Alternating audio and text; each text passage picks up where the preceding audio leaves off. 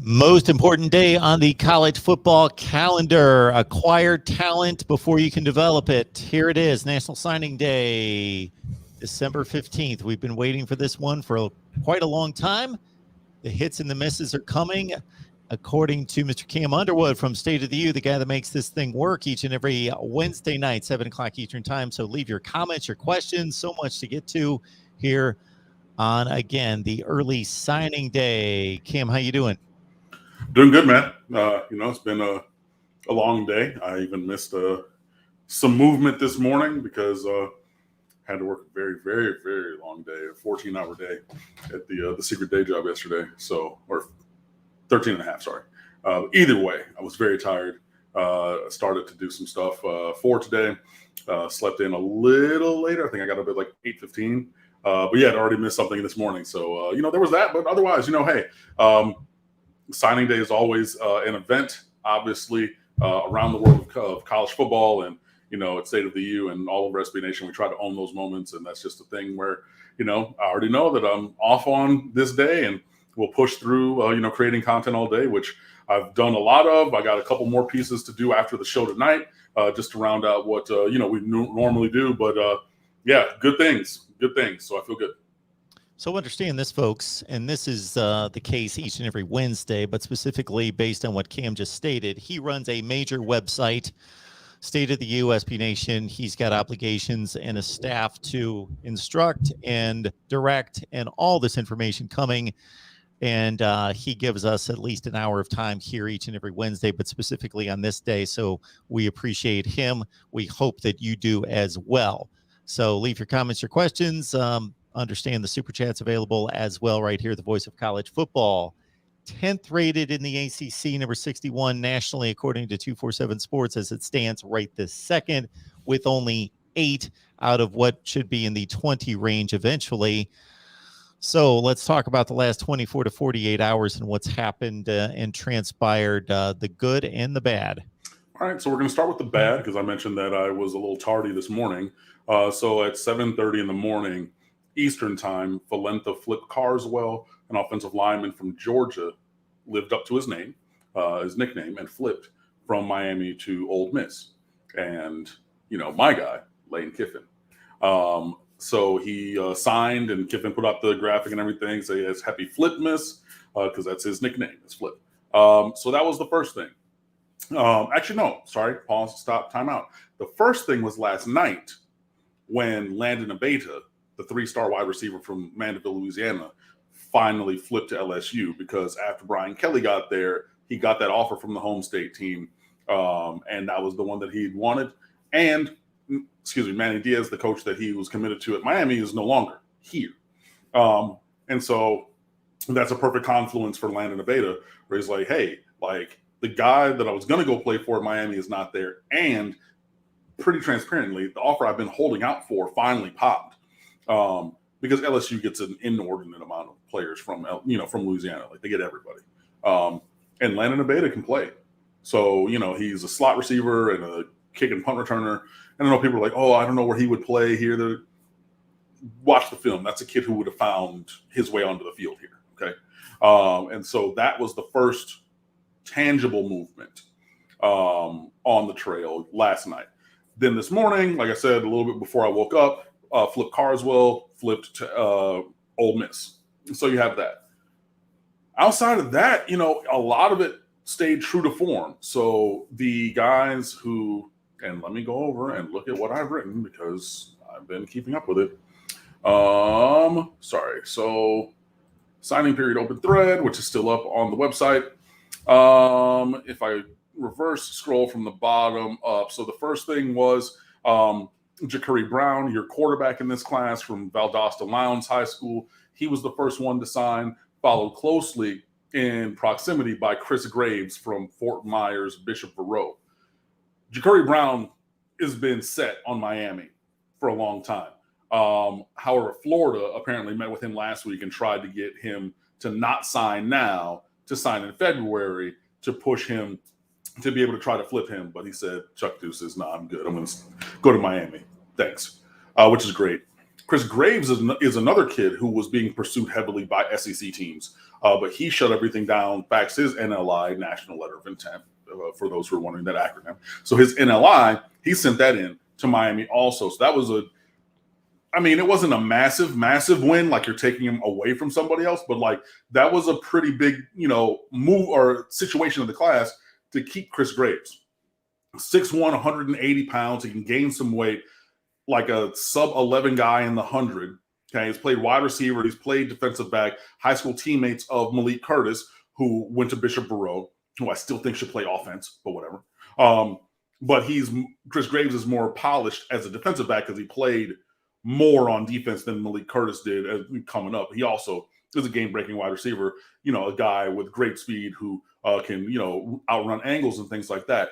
The biggest thing for him that's really exciting, apart from, size, length, speed, and already demonstrated skill, Chris Graves is not going to be 18 until the middle of fall camp. So he's a year and a half, almost 2 years younger than grade level. If you think you have guys who are 18 and a half, things like that, not 19 anymore in the state of Florida because the FHSAA closed that. But yeah, he turned 17 in fall camp right before the first game of this current school year. So the fact that he's so young chronologically, because he's at his birthday is like one of the last dates for this, this class, when he went to first grade and everything, that's massive, So, the advantage of youth, a longer time for development and things like that. So he's probably further away from his athletic peak than other guys, and he's still already performing at the level where he is. That has to be really exciting for everybody. So that's, that. Let me see. Next up to sign after those guys was Isaiah Horton from Tennessee, the 6'3" wide receiver, who's been the number one target for state champion Murfreesboro Oakland High School for the last couple of years, averaging almost 20 yards a catch both of those years. They do have a heavy run offense, but in the passing game, they're going to be looking his way, if anywhere. And he's lived up to that. He also wrote a nice piece that I put in his or in the commitment or in the notebook, I think, where he wrote in his own words why he chose Miami with his local newspaper, and basically said Miami's home. It feels like home. This is the place that I want to be. Even through the coaching change, they made me a priority right up front. Basically this is a 40-year decision, not a 4-year decision, kind of thing in his own words. So that was really cool. And he's the only receiver in this class to this point. So obviously he's a major component of this class. And he's 6'3", which is the size of, that we've seldom had at wide receiver. Not even like a Charleston Rambo. He was 6'1", 6'1.5". So you're talking Lawrence Cager or Brian Hightower at that kind of size on the outside, not a tight end kind of thing. So he adds a different dimension to the wide receiver room, which is pretty cool. Next up was Markeith Williams from Orlando Evans High School, a heat-seeking missile in the middle of the field, so he can cover a lot. And he's rail thin. He's 6'1", like 160 pounds, but don't let that fool you. Brandon Merriweather was not a massive dude either, and he would knock your head off coming across the middle. And Markeith Williams is that kind of heat-seeking rocket as well. I didn't get the chance to finish his notebook. His is one of the ones that I had to finish this evening, but I'm going to do everything that I need to get that to happen. Let me see, around just before 10 o'clock, it came out that Julian Armella from St. Thomas Aquinas, 4-star offensive tackle, is not signing today or anytime during the early period. And he was basically pretty much 99% going to go to Florida State.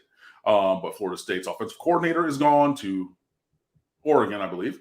And they just promoted the offensive line coach to co-offensive coordinator. But Mario Cristobal and Alex Mirabal are pushing for Armella. Armella, who played last year at Miami Christopher Columbus. And if you know anything, Mirabal and Cristobal went to Columbus. They're best friends from Columbus. And I know that he lives up here again. He does Armella, and he goes to Aquinas. Well, I don't even know if he lives up here. But still, he goes to Aquinas and everything. And Aquinas kids cannot enroll early. There's certain schools that have like that religion credit or whatever, that second semester senior year that you cannot take early. So St. Thomas Aquinas is one of the schools where you cannot enroll early.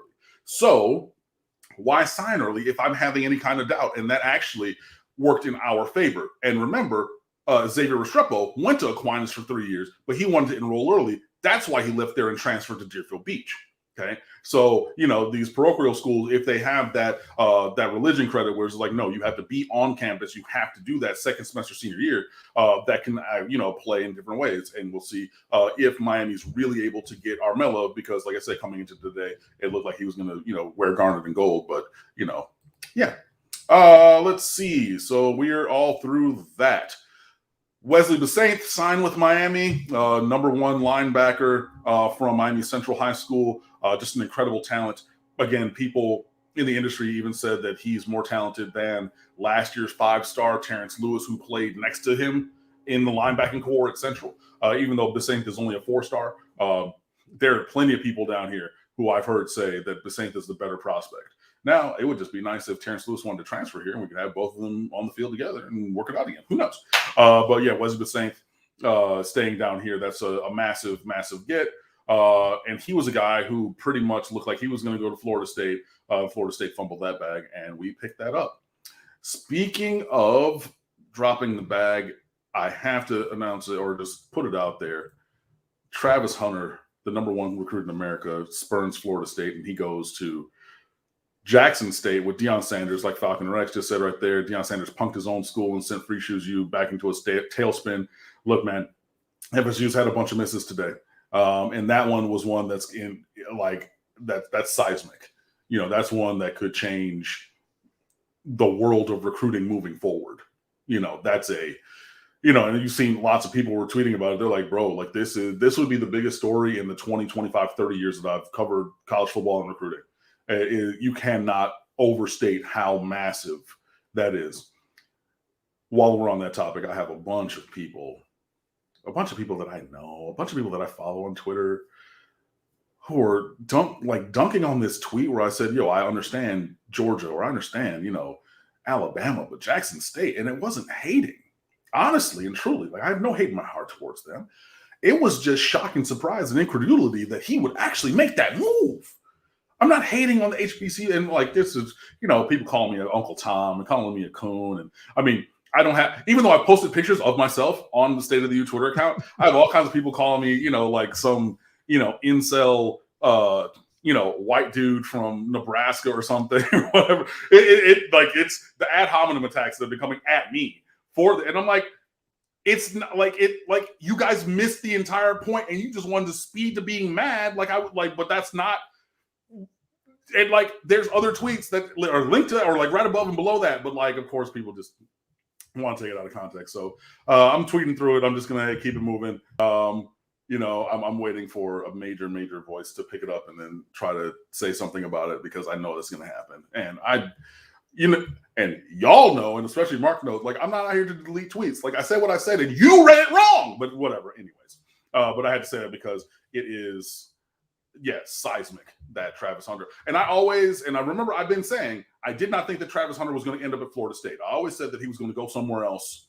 This whole time said there's no way he can go and waste away there. Did not see him going to Jackson State. But his On3 Sports profile, bio has him as one of the world's biggest Deion Sanders fans, and he wants to be like Deion, wants to play like Deion. He's mirrored his game and his style after Deion. So if Deion's like, hey, I will teach you personally, come on down. And there's also rumors of a 7-figure NIL deal, in the multiple millions, plural, range for Hunter, which somebody said that the reported one with the entity that it was reported, and I'm not going to say them because, screw them. That one was incorrect. But that reeks to me, or that smacks to me of Lincoln Riley, of no, I absolutely will not be going to LSU, and I will not be the coach at LSU. You know what I mean? So that seems a little bit like that to me. Term below, $5 super chat. Travis Hunter, JSU, and the famous worlds of Kelso from that 70s show. Burn. Yeah. So there's that as well, and we appreciate all those super chats. And I'm going to try to wrap this up quickly. Kamari Rogers from Mississippi, top 10 cornerback in this class. He also sticks with Miami after some late push from Mississippi and Mississippi State. So that is good. We got our first new commitment just around 1 o'clock. Jaden Harris from Atlanta Riverwood High School, a 3-star late rising player as a defensive back, also played a little running back, but he's going to play DB here. He's the new commitment on the board. picked Miami over Georgia Tech, Kansas State, and Missouri took a recent official visit, his final official visit, not this past weekend, but the weekend before, to Miami, and that signed him up. And if you watch the film, that's a high 3-star, borderline 4-star guy. I mean, he has some very good movement skills. He's fast. He's well built at like 6 foot, 6'1", almost 180 pounds. And you can just see him on the field. He looks different. And I see why he's a late riser. And there were all of these teams that offered him from Halloween week through the end of November.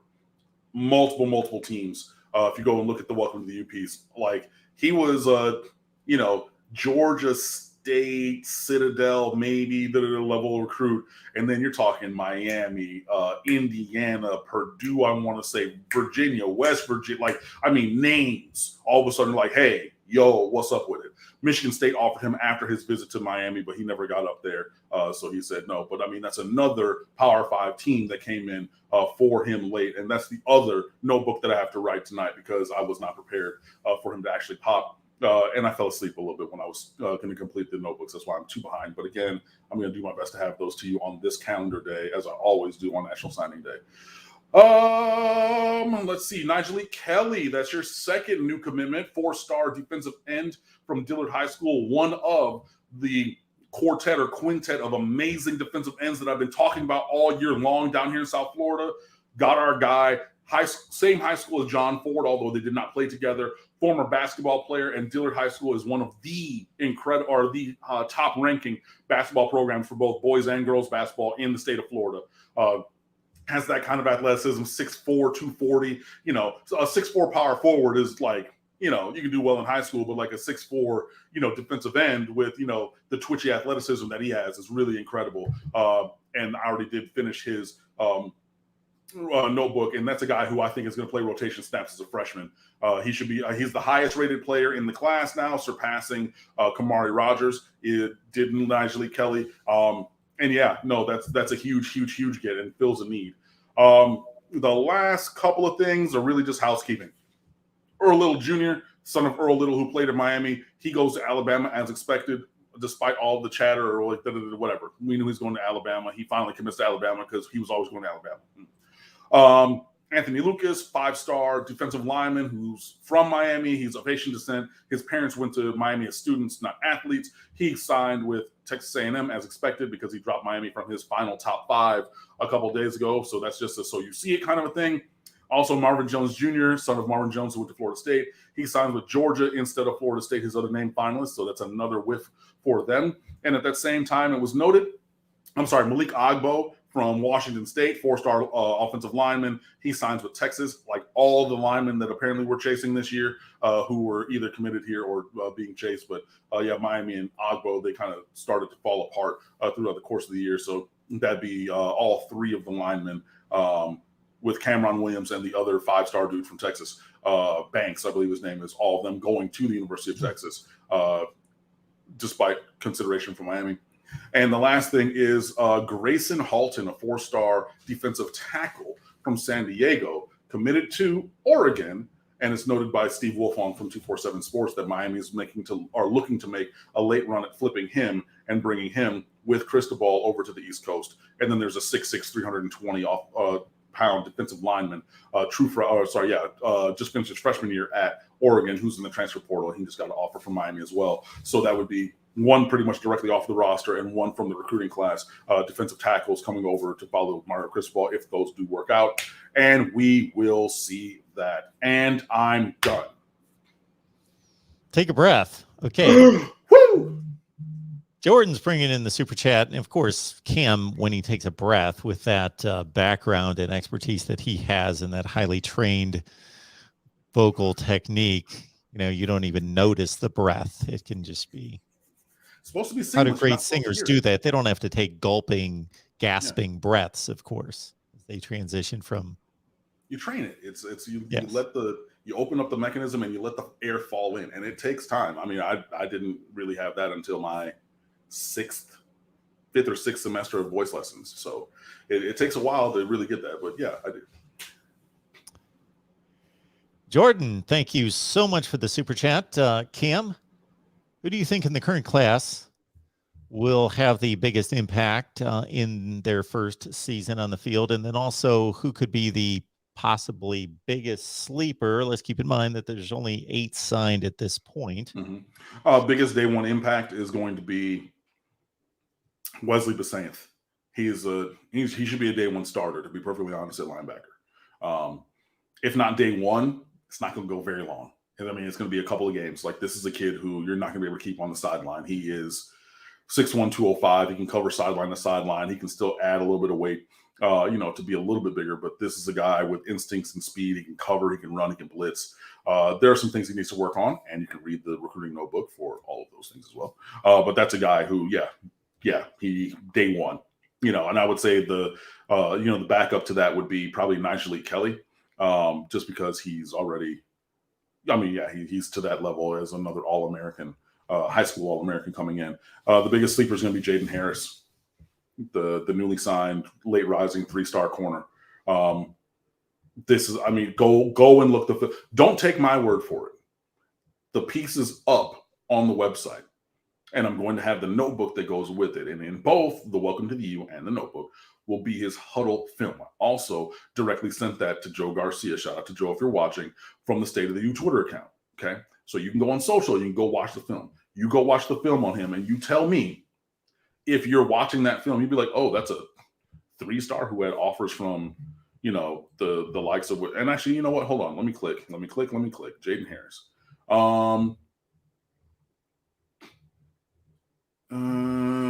Sorry, give me 2 seconds. Come on, computer. There we go.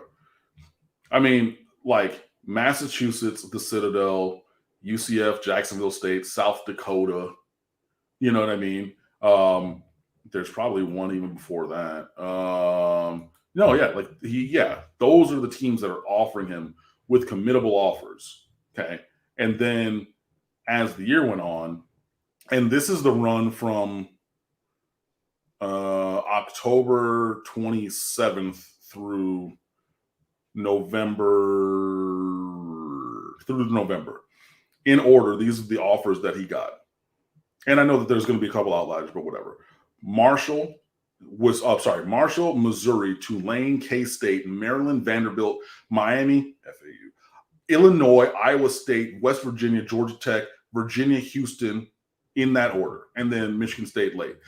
Those are Power 5 teams. You know what I mean? And they all, in that same month range, all of a sudden came out. You go watch that film, and you're not going to see a 3-star or a guy who shouldn't be able to play here. I think that there is development that's needed, but I think that, and again, there's only 8 guys, but I would say that would be the sleeper. Falcon Rex, always appreciate you being here. Thank you so much for the various super chats and super stickers. Of course, you led off with the super sticker, always, as you always do. I don't know where you find that nobody else puts up there. Actually, there was another super sticker. Anyway, serious question. Okay, serious. With all the talent in Florida, how can the big 3 schools all be down at the same time? Is Miami in the best position to get it fixed first? I'll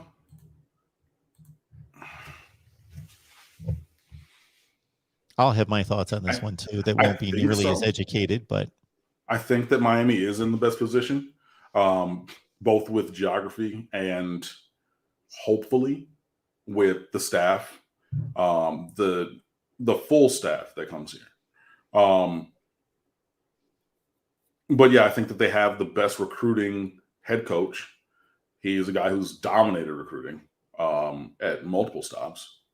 You see what he did at Oregon. I know he's leveraging a lot of California in that, and I know that was probably going to dry up a little bit with Lincoln Riley at USC, but still, when he was there, job got done.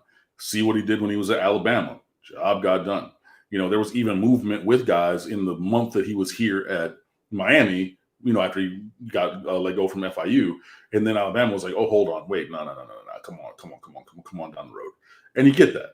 But yeah, due to the proximity to the talent, and I think to the recruiting acumen of the head coach and the guys who he's going to bring in, I think that, yes, Miami's in the best place to get the talent acquisition from South Florida in line, and the whole state of Florida, but more in line with what should be expected than the other programs are.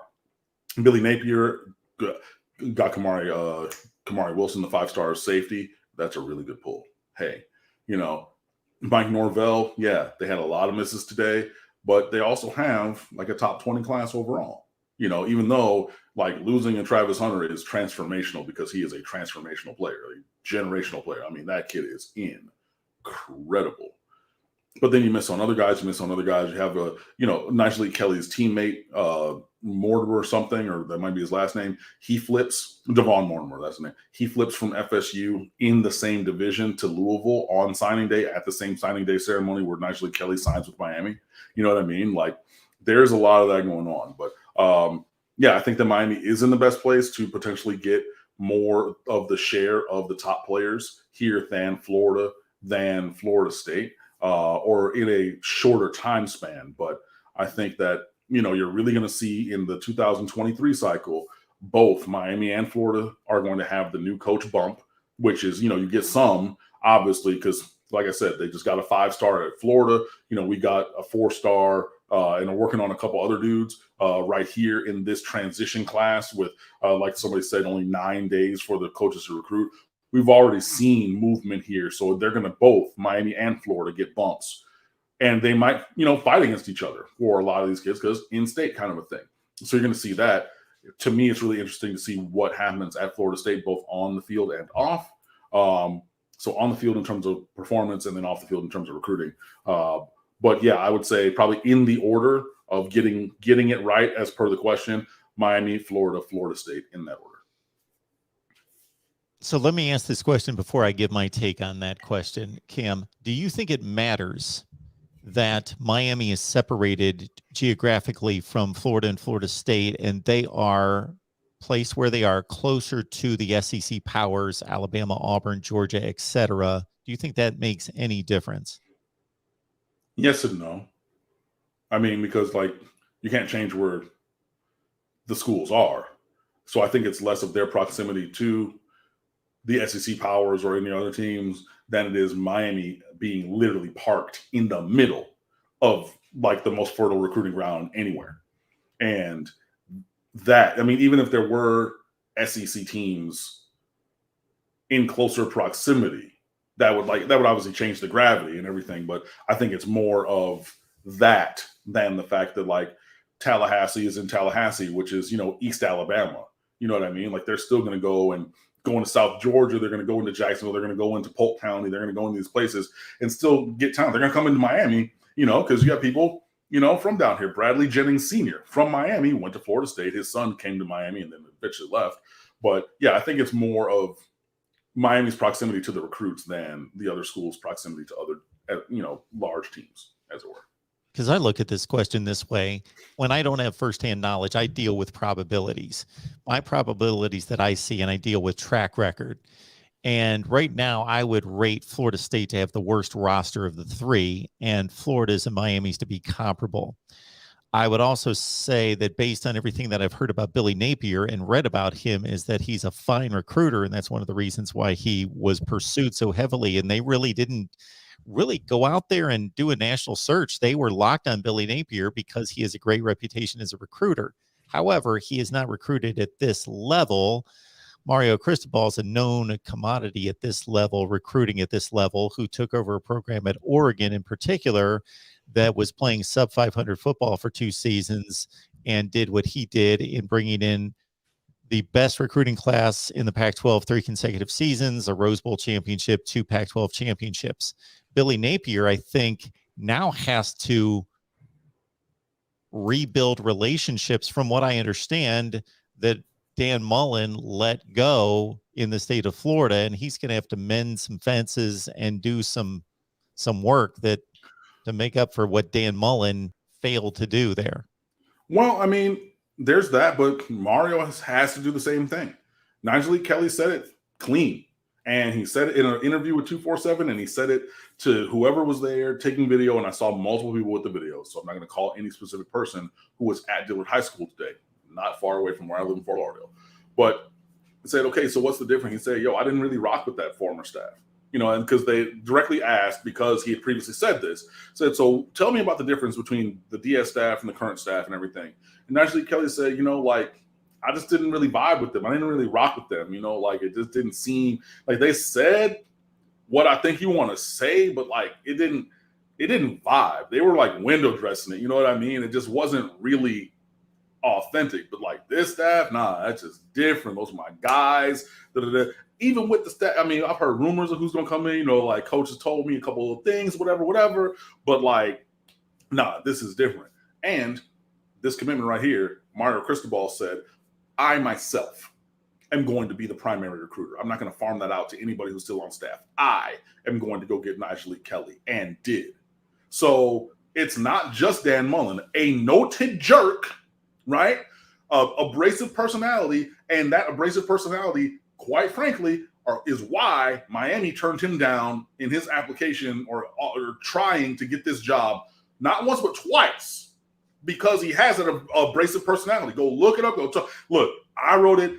The Miami Herald, the Sun Sentinel, other outlets. It is well known that Dan Mullen wanted this job multiple times, and his abrasive personality is a reason why not. But it's not exclusive to him when you got the highest rated player in the class from Fort Lauderdale, a 40-minute ride from campus, a 20-minute ride. He's probably closer from Fort Lauderdale to the stadium than campus is to the stadium, right? And he wasn't really. And Nyjalik Kelly still, in spite of that, showed up all these times. He took 10, 11 unofficial visits to Miami. Why? Because he wanted to be at Miami. And he's, again, looking for a reason. That's all you got to give most of these kids. I don't need the Martin Luther, the medieval Martin Luther 95 theses of why to come to Miami. These kids need half a reason.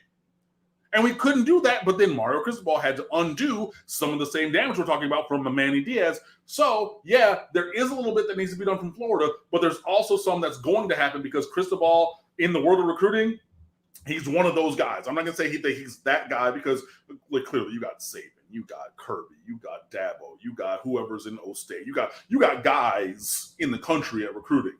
But Mario is as much the guy in recruiting as any of those guys. All right. Good stuff. We got Falconer X coming back at us here. If you had to live the rest of your life in one city, all expenses paid, which one would you choose? Miami, Gainesville, Trailer Hassie. There's a concern that I could bring to the fore here, but I'm not even going to say that. The answer is Miami. The answer is Miami, period. I'm going to use a bit of a euphemism to conjecture on what that might be. Is it cultural? No. Okay. No.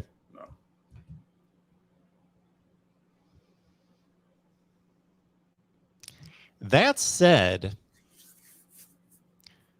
and the older I get, the more I'm impacted by weather. I don't know at what point in my life I started to think, I really don't like this weather. I don't think that crossed my mind when I was 10 years old, right, and it was snowing and freezing in the middle of January. I just don't think I thought of it, even though if somebody asked me, I'd probably have had a more favorable opinion of Ohio in the middle of July when it was 82, but I didn't think about it. I probably didn't even think about it when I was 20. Then, it just gradually starts to set in. right. At the point to where that's a major factor for me now. And when I think of locations, I also think of, the cost of living and what there is to do. But I think weather first and foremost. That's the first thing that comes to mind when I think of a location. That said, for some reason, there are still places like Ohio State, Notre Dame, Michigan that can bring players from the South and from Florida in particular and be successful.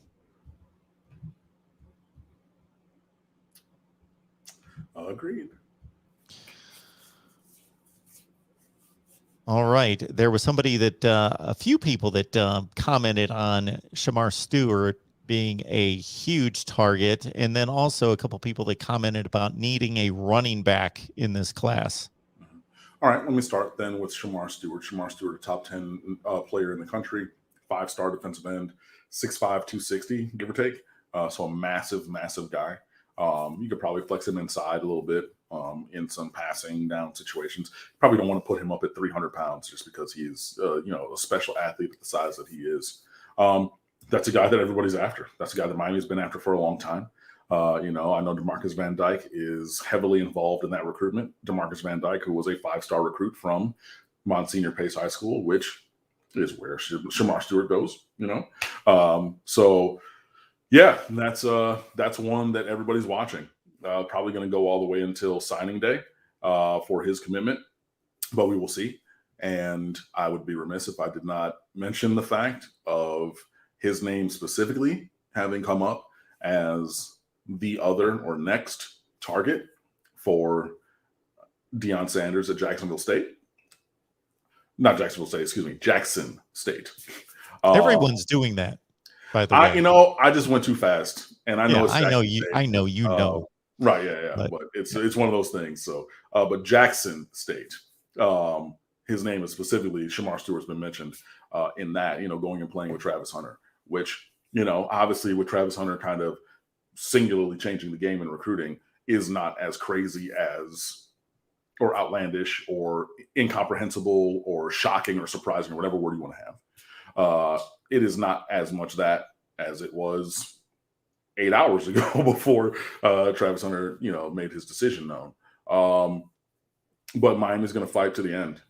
Texas A&M is in prime position for Shamar Stewart. He's visited there. He just visited there recently and then came back and was working out the next day. And Jimbo Fisher is pushing for a recruiting title this year. He's up there in the top 2, I want to say. But at one point today, Texas A&M's recruiting class was top 2 and not 2. You know what I mean? They went up all the way up to the number 1 spot. And that would be a big win for him to get another major defensive lineman from South Florida, like Jayden Harris a couple cycles ago, and to add to, like I said, Anthony Lucas and a bunch of other guys that are obviously in that class. Because if you're in the conversation for number 1, that's not just because of one player.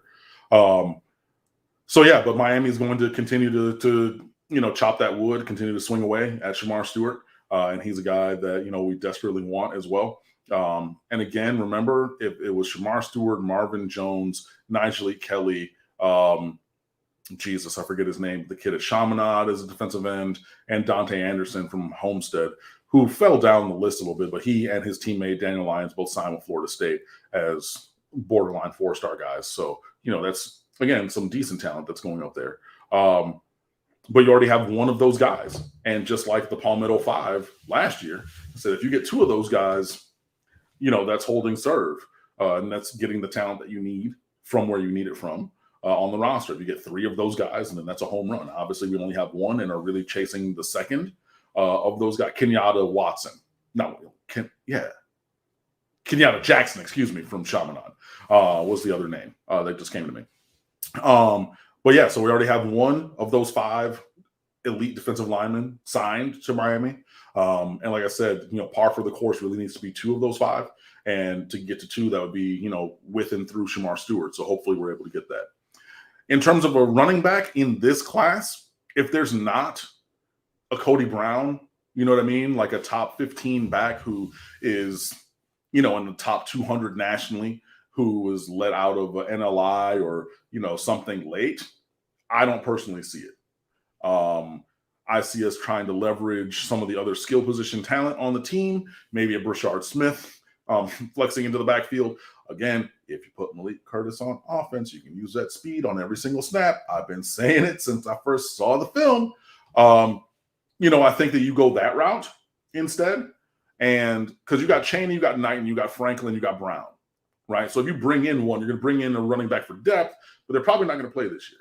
So you can get somebody from the portal, or you can get somebody from high school. But if we're only with 8 commits and we have other pressing needs on the roster, I would look elsewhere than running back in this class, and then maybe try to, get a really top end one next year, or maybe even double up. But the necessity for a running back in this class, I don't personally see. However, because I disagree with that, that does not mean that I will demean that thought process. I just don't necessarily subscribe to that process that we need a running back in this class. I believe that we're only removed 1 week from a discussion we had about recruiting rankings, and it wasn't just one person in the live chat. It was like a collection of people in the live chat that were stating that recruiting rankings are overrated.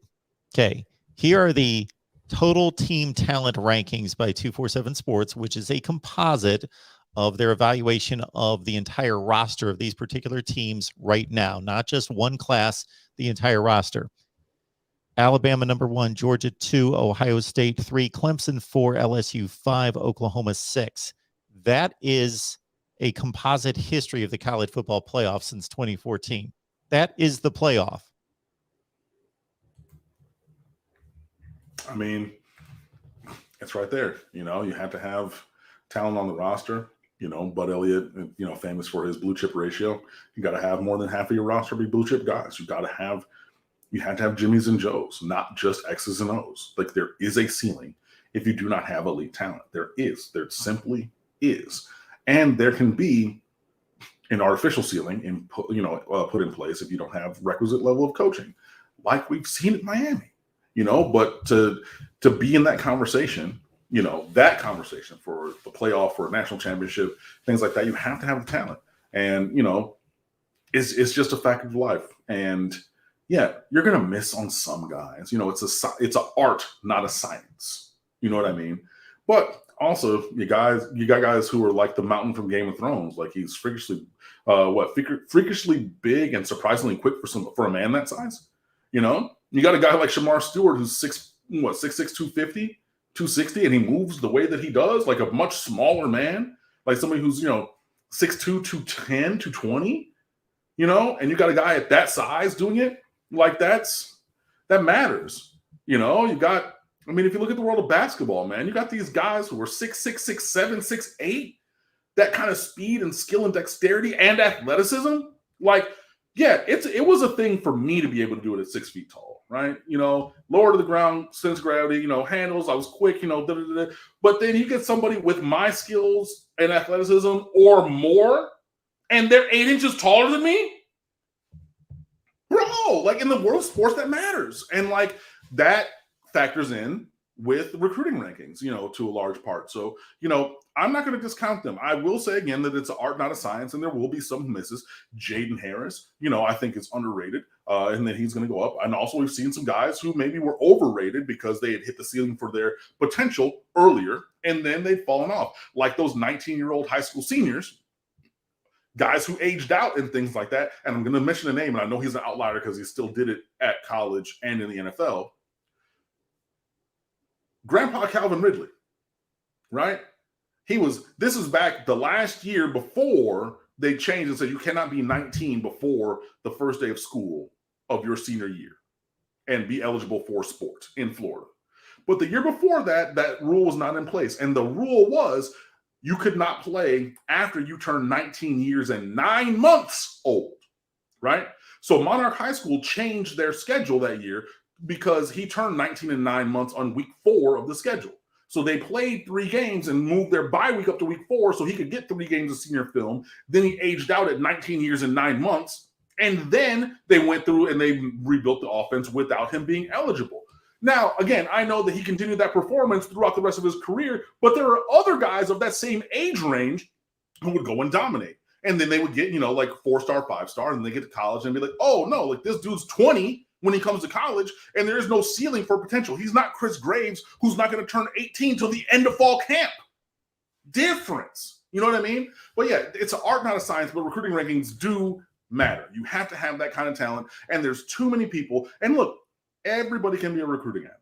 Like, I'm sorry to, shatter your brains and everything. Like, I'm not the only person who can do this. The guys who are paid from On3 Sports and 247 and ESPN and Rivals and wherever else, they're not the only people who can do this. You can go out and you can look at a game and say, look, this guy is different. And the first time I saw Calvin Ridley, that was when Miramar played Monarch in the playoffs his junior year. And the player that everybody was on was Sean Burgess Becker, his teammate. Say, okay, number 2, this is the guy. He's the guy who's going to go to Miami because they were both, well, he was thought to go to Miami at the time. Right, okay, cool. And we're looking at number two. And I'm in the press box and I'm calling the plays. I'm calling who did what and went where. And I'm like, who's number 8? They're like, no, it's number. I was like, no, who's number 8? Because I'm watching with these eyes and this brain that works. And number 8 is out there doing the stuff that I thought 2 was going to do. Number 8 is doing all of that and more. Right? So you can see these things, man. But it's just, it is art, not a science. But recruiting rankings do matter. You have to have the top level talent on your team. You just do. And it's no small accident that so many different coaches and so many different programs are all after the same guys. There's reasons for that. When you read off the top 6 currently in rosters, and that is exactly what the playoff has looked like. No more or no less. That's exactly the playoff. Those have been all the teams involved repeatedly. To the minute right now, we've got Texas A&M 1, Alabama 2, Georgia 3, Ohio State 4, Texas 5, Penn State having a nice year, number 6. All right. The question coming in from Jordan is about how much and how effective Mario needs to be in the transfer portal. He needs to be as active as he needs to be. Again, we need guys on this roster. There's going to be, he said at his presser today, between 16 to 20 total incoming players in this class. I would like to see a couple more than that, but you need to bridge the gap from where you are in the high school rank, or recruits from the high school ranks, and get the guys from the transfer portal that you both need for the top end of the roster and just to fill out the roster level. You can't fad me. Talk about we need offensive linemen. Yeah, do. Is there 1 or 2 out there? I mean, I already mentioned Julian Armella. There might be somebody else who's not signed after, the early signing period or something we can go after. But there's also guys in the portal. Marcus Banks, the cornerback from Alabama, like University of, is a guy who seems to be trending towards Miami, and that's a guy at the top of the roster. That would be really a big addition, especially if Tyreek Stevenson decides to leave at the end of this year. And if he decides to come back, then you add him with Marcus Clark. You add him with, I know Isaiah Johnson went to safety, but, you got, 3 cornerbacks in this class, and Kamari Rogers, Chris Graves, and then Jayden Harris as well, and other guys on the roster. That would be a good get. But, yeah, he needs to be – Mario Cristobal needs to be as active as the roster necessitates him to be this year. So I expect multiple names and multiple additions through the transfer portal, and we'll see.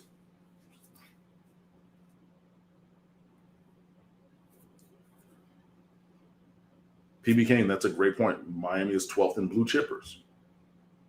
But we need more, and we need to also have the numbers across the roster because we have had some attrition. Gervin Hall was a blue chipper. He's not here anymore. I don't know if he's still in those rankings and everything. Gervin Hall, who just committed to Utah State to go play for the guy who recruited him, and Ephraim Banda, out there. So good for that. But, there still just needs to be more. There still just needs to be more. Appreciate everybody being here at the Voice of College Football and our Miami show that we deliver each and every Wednesday at 7 Eastern time. And the guy that delivers is Cam Underwood, State of the U. Head on over to State of the U, as Cam will be working fast and furious tonight to wrap up the recruiting notebooks. Whoa, hey, sorry. Breaking, because I literally just clicked over to Twitter because I like to keep looking while recording. Julian Armella apparently says that he is making a huge announcement tonight at 9:45 Eastern. This is from his Instagram, and he has Alabama, Florida, Florida State, and LSU hats on the table of this picture. So maybe the rumors of his demise or the demise of Florida State in that recruiting situation have been greatly exaggerated. So we will see. Obviously, like I said, Florida tried to get Jacuri Brown, and that was reported by a Florida blog site that I saw on social media that, Florida tried to get Jacuri Brown to delay his announcement, and maybe and he did not. And, maybe Miami's on the receiving end of that with Julian Armella trying to get him to delay a little bit to continue to build a relationship between Cristobal and Mirabal and himself, and potentially at 9:45. Again, I literally just saw this come down Twitter. That could be going in that direction. So we'll see. Luke, my apologies. North Carolina must have been number 8. I've clicked off that site, so I stopped short. Luke, I appreciate the fact that you're always here and dedicated, to your team. And hey, if they're 8, that's true. But a decent roster for sure. There is a thought out there that although Mario may not be able to flip or get signings this week, that it's a good indicator based on how many guys will not sign elsewhere and will put off their decision to February. Yeah. But we kind of have to let the dust settle, and see where everything goes. Falcon Rex, another super chat. Appreciate you, Mario. Recruit O-line. He loves the trenches. Mario was an offensive lineman, so you got to pay attention to that. And then, his best friend on staff is Mirabal. And he's coaching the offensive line. Yeah, we're going to have to, build through the trenches. And he said that. It starts up front. It starts with big physical guys. So it matters, but we will see which way that goes. But in addition to Alex Mirabal, in addition to Manny Diaz, talking about building the staff, I have to eat some crow this week because I spoke a little. Well, I wasn't wrong, but I wasn't wrong on what I said. I just didn't have the knowledge base to know different when I said it. So last week I said, when it is still looking like Brian McClendon is going to come down to Miami with an on-field coaching role. He is currently at Oregon as passing game coordinator and wide receivers coach, and I believe recruiting coordinator. And I just say, looking from the on-field perspective, Oregon's wide receivers are extra regular. And I don't know why you would bring in a guy like that. And so I want to read you, hold on. That one right there. So I'm going to read you a list real quick. Isaiah Crowell, 5-star. Keith Marshall, 5-star. Lorenzo Carter, 5-star. Sony Michel from South Florida, 5-star. Nick Chubb, 5-star. Troy Franklin, 4-star. Tetairoa McMillan, current year, 4-star. Dante Thornton, 4-star. Ryan Haliski, 4-star. Todd Gurley, Jemias Williams, Natrez Patrick, Isaiah Wynn, DeAndre Walker or Trey Smith, Josh Van, and Dylan Wonham, Keon Richardson, Isaiah Brevard, J.C. Horn, Shai Smith, A.J. Turman, Jason Stanley, Kingsley Engbanare, Kendall Baker, Kevion Mullins, Rico Powers, Reggie Carter, Mike Wyman, Isaiah Joystick McKenzie. What do all those gentlemen have in common, Mark? They must have been recruited by one Brian McClendon. All guys with primary or secondary, and most of them were primary, recruiting by Brian McClendon when he was at Georgia or South Carolina with the Hilinsky or Oregon, because there's a couple guys in that current recruiting class. He's a monster. You know what I mean? Like, he recruited and was their ace recruiter before, and I missed that. I missed that memo, and, because like some names in the recruiting world, like T-Rob and Corey Webster and Trooper Taylor back when he was, doing his nefarious acts, and, Tosh Lupoy and, Mario Cristobal, and, the names of some coaches, and apparently that one went in one ear and out the other. So just looking at the on-field, I was like, their wide receivers are extra regular. If I'm going to get extra regular or maybe slightly above average wide receiver performance, but I get some of that in the recruit, like talent acquisition on my roster, sign me up. I was wrong to say that. But again, I didn't know that, and I didn't have that knowledge. So looking on the on-field, that's what led me to say, maybe we can look at somebody else. I then did my homework and said, oh, hey, wait, no. Whatever the role is, let's bring him and also someone else. So I just wanted to put that out there. If we're getting Brian McClendon, which I believe that we are, to come down to Miami, that is a major addition.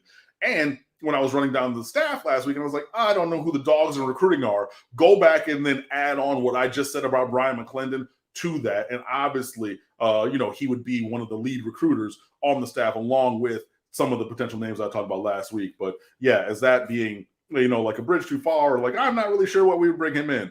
He's a monster recruiter. And again, you heard all those names, multiple 5 stars, more 4 stars you can shake a stick at multiple positions. You have offensive line in there, wide receiver, running back, even a defensive end, Lorenzo Carter, who was a top 10 player in America. And he went and got him as an offensive guy and said, look, primary recruiter, I'm going to go down there. I got you. Sign me up today, right now. Let's get it. Yeah, when you made that statement, the only thing that I processed, and this is a very limited knowledge base of Brian McClendon, but the current wide receiver core at Oregon's pretty much considered to be decent.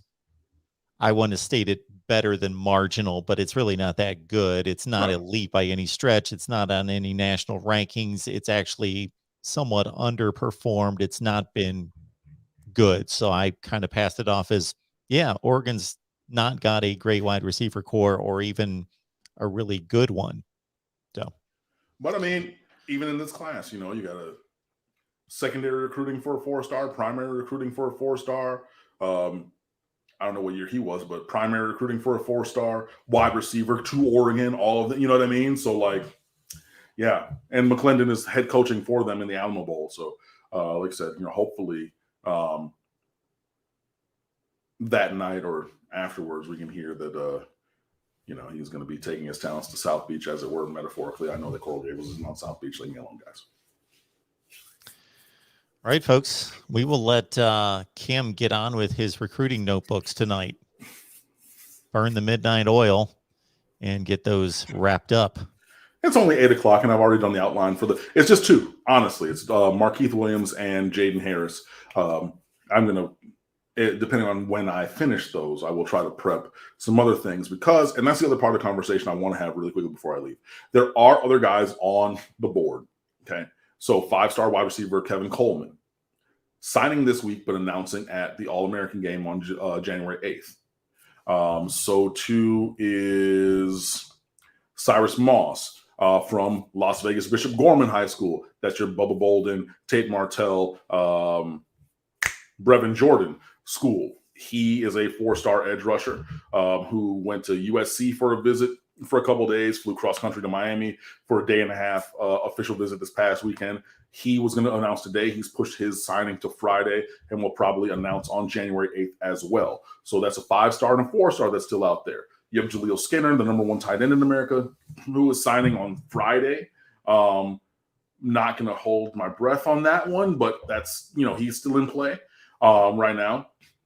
And then there's probably a couple other guys, depending on who ends up signing or not. And then I already mentioned the what's his name? Sorry, Grayson Halton, defensive tackle, recruit from San Diego. So those are 3 guys, or 4 guys, sorry, right now that are still in play for Miami. And Cristobal said, there are a few guys that we're looking to add in this class. We definitely want to add another elite edge rusher in this group. Shamar Stewart, come on down. Cyrus Moss, come on down. We wanted 1 and we got 2. Hey, that's great. Like ordering 6 wings and you get a whole dozen. Let's make it happen.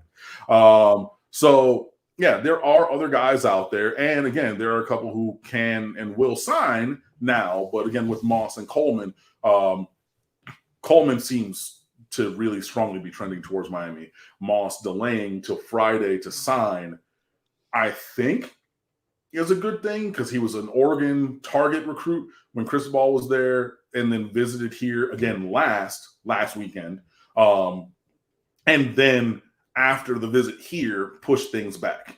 So we'll see with all 4 of those guys, and then you add in Jaleel Skinner when you add in the Grayson Halton as well. So there are other names that are currently known to be out there that Miami is chasing, and then we're going to circle back and see who did or did not sign, who is or is not released from any NLIs, which will probably happen during bowl season, and then move forward from there. So if you're thinking that everything is done, well, again, I'm publishing the notebooks tonight. Because my word is my bond, and I know that I am a little behind because I will not, for the first time in 11 signing days that I've been blogging State of the U, not have all of the notebooks for the committed and signed players posted on that calendar day. I have 4 hours, 3 hours and 55 minutes to make that happen. That's just, and look, I know that I could post it at 6 a.m. tomorrow and it could be there when you wake up, but that's not good enough for me to let down the standard that I've set for you guys. So I will make that happen. But even with me still doing that, there's other guys out there. So we do have a story stream with all of our stuff on there. I do have the living document with all the updates from today that is up on stateoftheu.com. So please come on over and fan with us. I love signing day. I always take a day off from the secret day job or, teaching job when I was teacher to run this with you guys and be here and own this moment. Talent acquisition and roster construction is really a passion for me. Obviously, I hope that comes through in my work and everything. So I will do my best to deliver. Well, I will deliver all of that for you and have even more coming. So we'll have more commentary and analysis. Obviously, we're going to do a geographical breakdown. We're going to look at the recruiting rules and how those went through and are followed through, even through a transition class. We're going to talk about where things go with Mario Cristobal as head coach and whatever the staff is that he builds, looking at constructing the staff and when the staff is constructed on field and then off, how things are going to go. So, I'm talking a mile a minute because I'm trying to get out of here and value everybody's time, but there's a lot going on. So Instagram, Twitter, and Facebook at The State of the U. The website is open 25/8 or 24/7, 365 at stateoftheu.com. My personal Twitter account is at Underwood Sports. I may or may not be blogging about the challenge tonight or live tweeting because I have blogging that I have to do. But I appreciate you guys supporting. I appreciate all the questions. You can be sure that you lob those to me at any time. I'll do my best to get to you. Respond. There was somebody who's like, oh my God, thanks for the quick response. I'm like, I have the quickest reflexes on the timeline. If I see it and I'm right there, I will hit you with it. So I do appreciate it. I do a great job. Not to pat myself on the back, but I know that I do. And I know that you guys come to me because of the job that I've done and because of the consistency and elite level of content that I provided for you guys for now 11 full years, going into my 12th year as a recruiting blogger with State of the U. So please come on over and fan with us. I hope that you enjoy the content. Please, if anything, go over and interact with us. And that was, Falcon Rex with the Christmas song. Lord Jesus, man, I hate Christmas songs. And I will say that because I had to always start them in September so that they were ready by Thanksgiving. So after Thanksgiving break, they were ready to be performed in front of people the first week of December when I taught for 15 years. And then all the time that I was a performer and, in the work. So it's been a long, long time that I've had a quarter of my year inundated with holiday songs and things like that. Whatever. Chestnuts roasting on an open fire, Jack Frost nipping at your nose, Yuletide carols being sung by a choir, and folks dressed up like Eskimos. Everybody knows a turkey and some mistletoe, and so on and so forth. A classic, of course. A classic. Merry Christmas. Very top of the list. And Derek Green to conclude tonight, super chat here. Good evening, Mark and Cam. I might be panicking, but in my opinion, we need more depth at defensive tackle. What about Jeffrey Mba? Currently, we have 3 D tackles on the roster. Yeah, right. No, so Jeffrey Mba is a JUCO defensive tackle. He's like 6'6", 310. So that's a guy that Miami's chasing as well. And again, Grayson Halton and, as a recruit, and I forget the name, but the gentleman or the player from the Oregon roster at 6'6", 320, who was in the transfer portal, who Miami has also offered. Even again, just like with the, saying, the world of the edge rushers and everything, if we get one of those 3 guys, being Mba, Halton, or the other guy whose name I forget, I'm so sorry. One of those, great. You get 2 of those, awesome. You get all 3 of those, then obviously it changes the entire shape of the roster. And we will continue to look in other places, Derek, in the world of recruiting from high school. Well, probably in the portal where we get a guy who's game ready. But there are at least 3 known options, including Jeffrey Mba, that Miami is after. And then, there will be additional if need be to satisfy the need on the roster. But yeah, that is one of the places that Miami does need to address, either through recruiting or the portal. And if you're going to ask me, well, Cameron, what are all of the places? I would say defensive tackle and defensive end. I need at least 1 more. I would prefer 1 at the end and 2 at D tackle. But again, if we get 2 and both of those are at defensive end, and they get both Moss and Shamar Stewart. Sign me up. I would like another linebacker, Terrence Lewis in the transfer portal. Come on down, and then at least one more defensive back, so maybe a Marcus Banks. And I would like another offensive skill player. So I'm thinking probably wide receiver. Yeah, I think I would like one, just because unless we're going to see a real major all of a sudden transformation from a couple of guys on the roster, I would like to have a little bit of extra depth, because the guys who need to transform at wide receiver, we've already seen them be recruited over and have the guys that were recruited over them play while they've kind of stayed at the bottom of the roster. So expecting much different from them, I don't necessarily know if that's reasonable. So adding another pass catcher, preferably a wide receiver. So those and then, sorry, also I can't leave offensive line. So definitely 2, if not 3. So I would say 1 receiver, 2, if not 3 offensive linemen, at least 2 defensive tackles, at least 1 offensive or defensive end. I would prefer another linebacker and then another safety or another cornerback as well. Those would be the issues or the places on the roster to support Derek Green's question, where I would look either from the prep ranks or from the transfer portal. And again, we might not, or we might, change the conversation when on January 8th, Kevin Coleman's like, oh yeah, like I left Miami and I'm sold. So that's your extra wide receiver. So again, even with the guys that we were chasing, there are still spots to be had and things that we need on the roster. So we'll talk about all that more.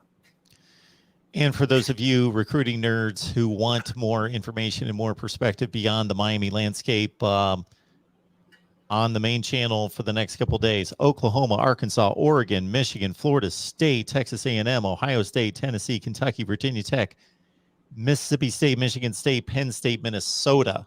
Whew. We'll have all that for you. It's a smorgasbord of recruiting coverage. So. Absolutely. Very nice. All right, Cam, we appreciate it, man. Hey, no problem. It's 8:12. All this stuff will get done very soon. Thanks for watching, guys, and we'll see you soon.